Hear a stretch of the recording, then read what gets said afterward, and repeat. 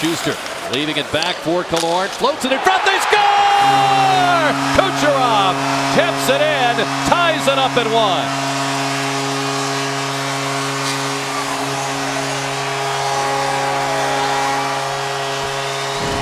Those high tip plays are so pretty to watch when they walk. This is really good. Smart by Killorn, who covers up at the point.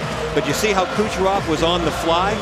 That's almost undefendable unless you realize that Kucherov is coming out of the corner and you follow him from the corner.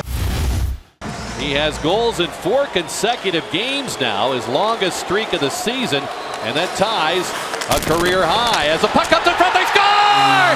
The Lightning come right back. Namestnikov fires it home just 9 seconds later.